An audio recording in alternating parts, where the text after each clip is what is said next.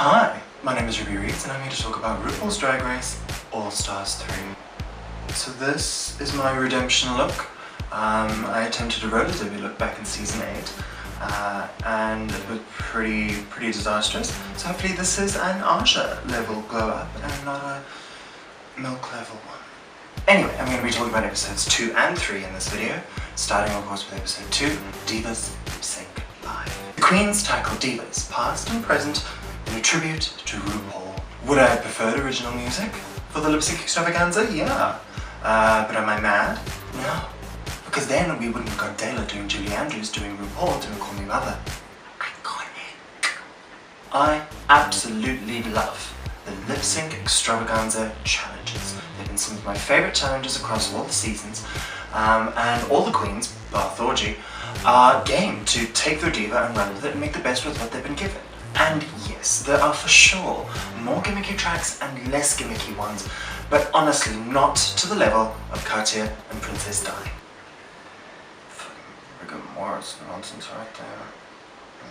And I'm sorry, but Thorgy's argument that Stevie Nicks is not as big a diva icon to the gays is completely bogus. I can only assume that she's never seen American Horror Story Coven, which by the way was the campiest season, and primarily inspired by Stevie Nicks. It makes absolutely no sense to me that you wouldn't lean into the witch thing. I honestly think that Thorgy's reverence for Stevie led her to fall flat. She should have literally fallen flat.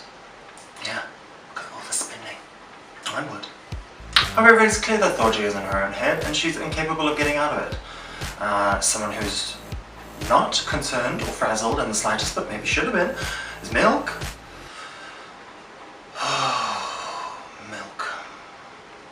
Yeah, Milk in season 6 was one of my absolute favourites, but honestly, in this episode, she was a fucking mess. The onset, throughout, and she should have gone home.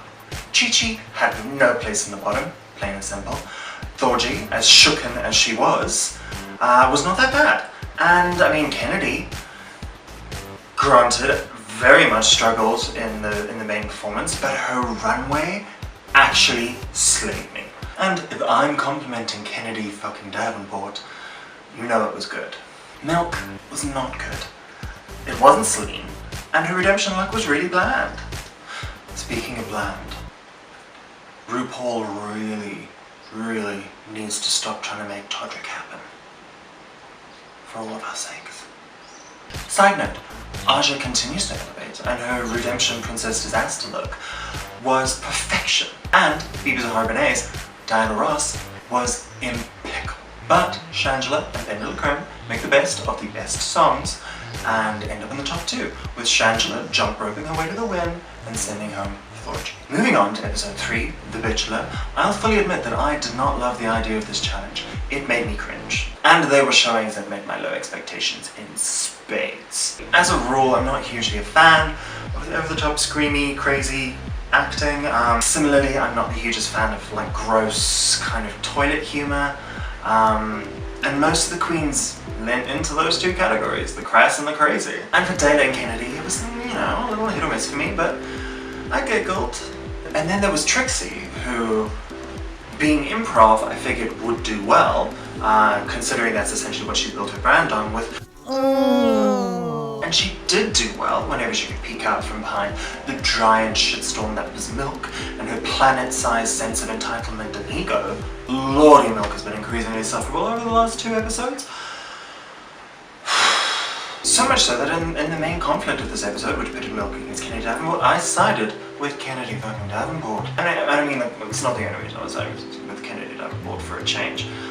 She did really well in the main challenge, even in her runway look, especially in her lip sync. Now while I do love a campy lip sync, it's often those standing in one place, emoting the meaning of the song, lip syncs, that give me goosebumps.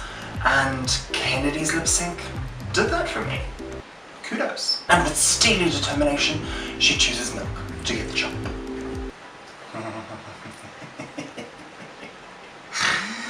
Yes. But seriously, the way that Milk just bafflingly believes she should be in the top and that people wouldn't think that she deserved to go home is so weird. But she did go home, and along with most of the Drag Race fan community, it would seem, I'm thrilled.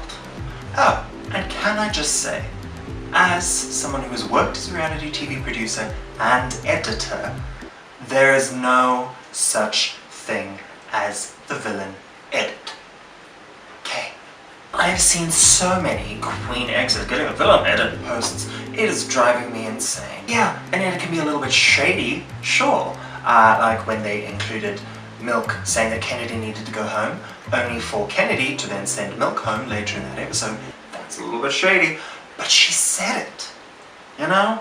And that's ultimately what it comes down to. You said what you said. If you act a little bit loony, you're gonna seem loony. If you act like a bitch, you're gonna seem like a bitch. Sorry about it. Anyway, thank you for watching. If you like this video, go ahead and give it a thumbs up. If you want to see more, please subscribe. It's looking like this will be an every other week kind of situation with double episode reviews. So I will see you in a couple of weeks.